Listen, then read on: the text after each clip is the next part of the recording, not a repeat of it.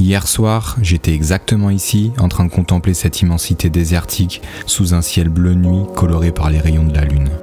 Pas une seule rafale de vent, pas un seul cri d'animaux, pas un seul bruit pour parasiter ce moment. Juste moi, le bruit de ma respiration et ce vide constitué de sable. Je pensais aux gens que j'aime, à ceux qui me manquent. Je me disais que j'aimerais faire découvrir ce genre d'endroit que je traque depuis chez moi pendant des heures à une certaine personne, pour vivre et faire vivre cet instant si apaisant, si agréable, si bon, là où la sérénité règne. J'ai capturé ce moment et je voulais le glisser dans la vidéo à la base, mais j'ai décidé de le garder pour moi. Parce qu'après tout, on voyage aussi pour ça, se constituer des souvenirs personnels qui nous sont propres et que l'on enferme à l'intérieur de nous, pour mieux se rappeler, pour mieux penser et pour revenir encore plus fort. On en est déjà presque à la moitié du tracé, et on a déjà eu l'occasion de pouvoir rencontrer énormément de gens avec la main sur le cœur. Des gens qui au premier abord te paraissent peut-être un peu suspects, un peu froids, mais tout ça ce ne sont que des a priori. Ce sont juste des gens différents, qui ont une manière différente de vivre de la nôtre, mais qui au final feront toujours tout pour t'aider, peuvent te remonter le moral en un seul sourire, un seul regard, une conversation autour d'un thé, ou tout simplement une tape dans l'épaule, un serrage de main. Des choses tellement simples, mais quand elles sont faites avec sincérité, ça apporte tellement, et c'est surtout une véritable source d'inspiration.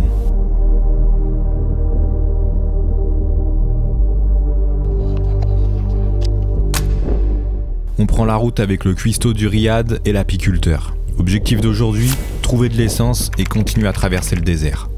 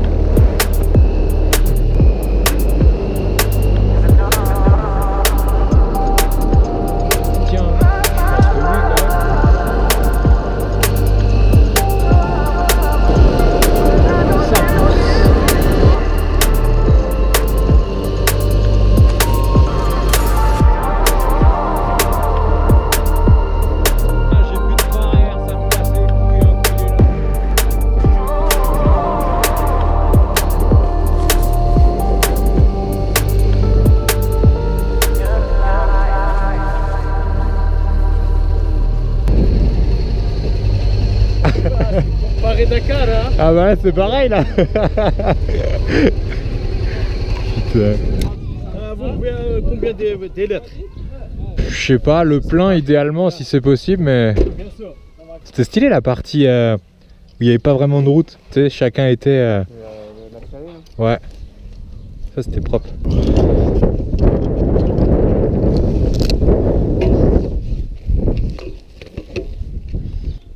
Non, je fais pas la réserve, mais... Non, mais t'as pas de... Si, j'ai un témoin.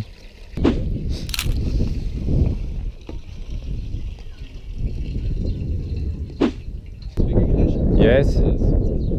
You came from Nasuga now? Yes. We do. But we didn't manage it in one day.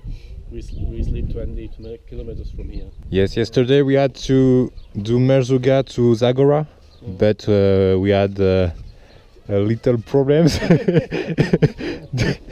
You can imagine which problems we had.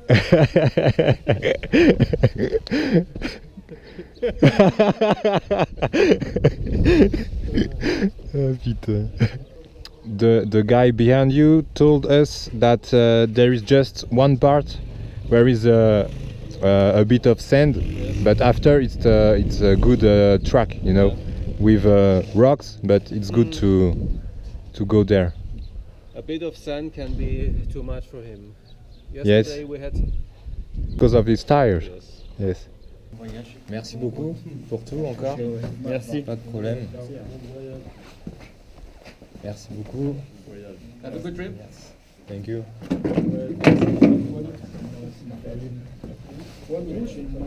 Bonne piste. Ouais, bon courage à vous aussi. Après un bon petit thé et un petit café avec l'équipe, on reprend la route. On nous a donné 2-3 infos histoire d'esquiver les pires pièges et essayer de s'en sortir un peu mieux que la veille. back in this shit. Il faut savoir que le sud du Maroc est mondialement réputé pour ses météorites en raison de la quasi-inexistence de végétation et donc du risque d'altération. Statistiquement, une météorite sur 5 est considérée comme précieuse. La plus connue est un bout de météorite portant le nom de NWA, et là on parle pas du groupe de rap, mais de la Northwest Africa, qui est aussi plus connue sous le nom de Black Beauty. Elle contient des morceaux de la croûte originale de Mars, ainsi qu'une contenance en molécules d'eau 10 fois plus élevée que dans les autres météorites martiennes connues, soit environ 130 à ce jour. Elle a été retrouvée dans le désert du sud du Maroc en 2011. Il faut savoir qu'une pierre similaire a été retrouvée également dans le désert du Sahara quelques années après. Cette pierre provenait du même astéroïde que la précédente. Je sais pas pour toi, mais moi personnellement je trouve ça vraiment fascinant. Je te mets quelques liens d'articles en barre de description si jamais le sujet t'intéresse. Bon allez, après ce petit épisode scientifique, on continue de traverser le désert.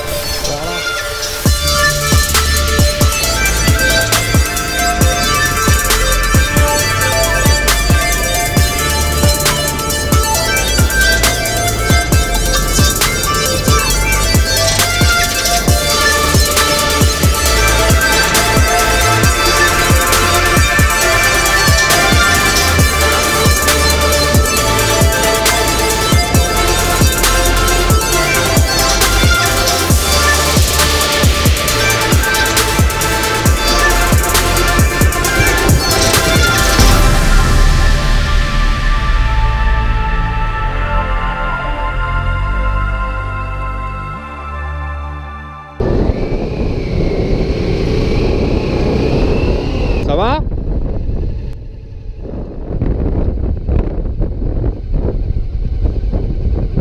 Clément?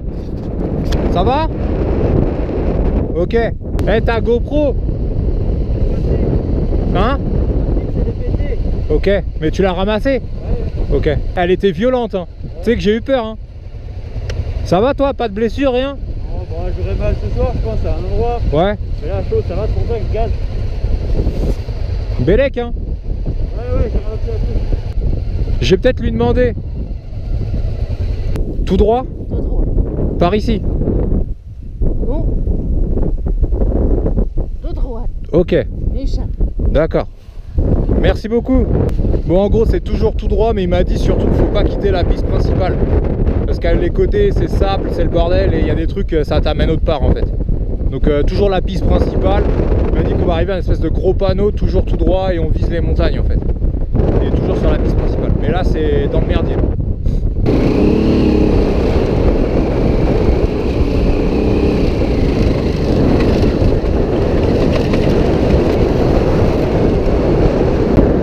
Bon, là, j'ai perdu Clément. Je pensais qu'il me suivait, mais en fait, pas du tout. Et je le vois plus. J'espère simplement qu'il m'a pas dit que ça allait alors qu'en réalité ça n'allait pas. Qu'est-ce qui se passe? T'as une galère? Elle a coupé? Merde. Bon, un petit classique, la pompe à essence, tu connais, si tu suis nos aventures, tu sais que c'est comme d'hab. On lâche chinte, on se rééquipe et c'est reparti.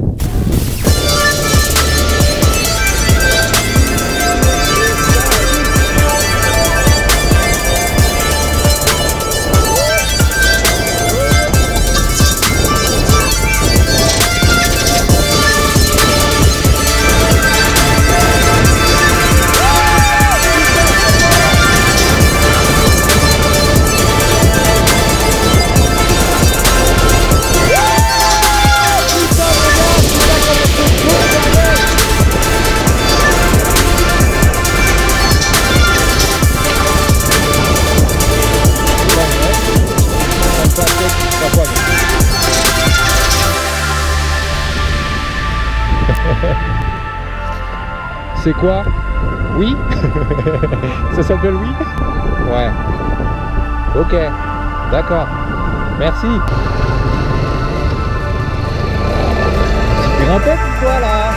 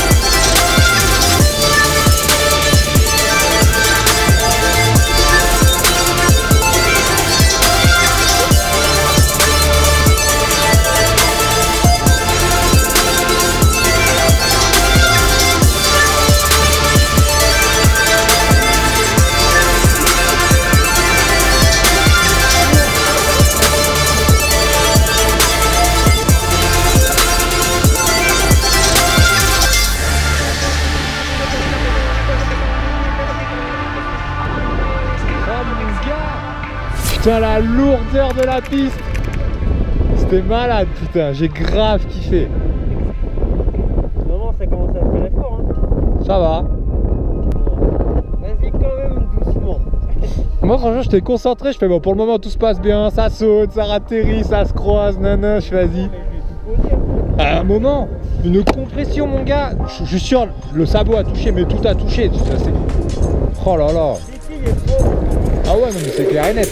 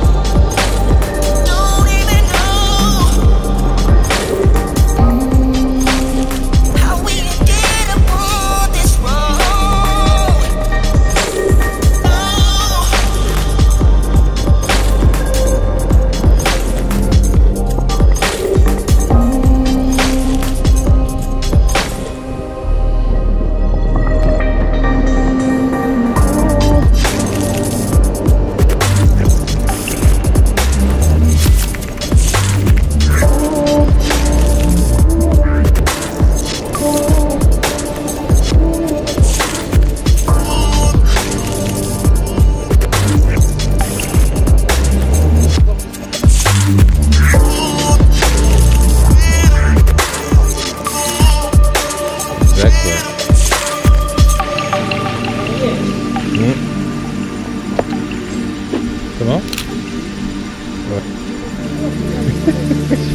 Et tu sais qui arrive comme ça dans la rue.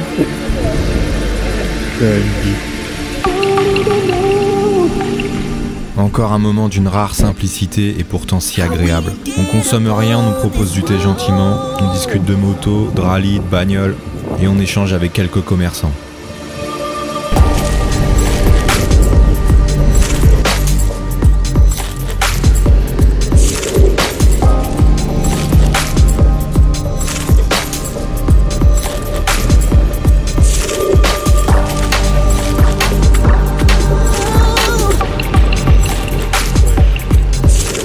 Le temps se gâte et je t'avoue que je sais absolument pas dans quoi on s'embarque. À la base, je pensais que c'était une route entièrement goudronnée, mais apparemment c'est pas vraiment le cas.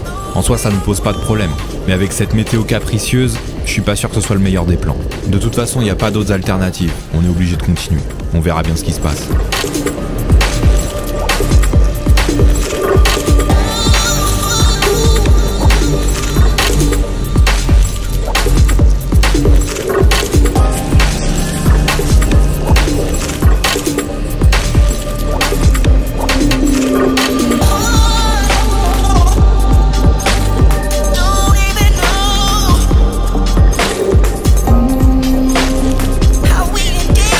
Personnellement, je commence à pas me sentir très bien.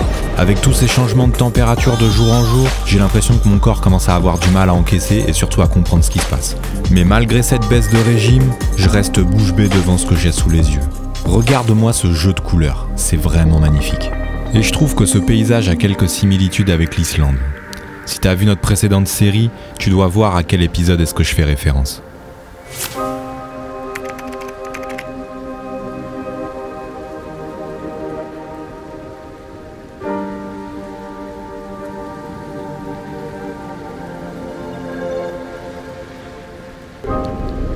C'est joli.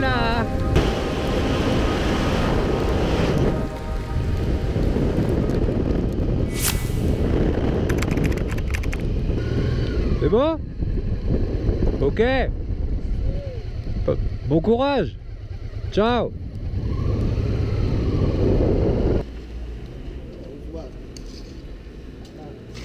Bonjour. Toi, le froid, il m'aillette. Ça va, on n'aura pas mis beaucoup de temps à trouver un lieu pour dormir ce soir. Quelque chose me dit qu'on va pas faire long feu. On va manger et se reposer directement pour réattaquer une nouvelle bonne journée demain. On a beaucoup de kilomètres qui nous attendent encore. Et j'espère aussi que la météo va vite s'améliorer.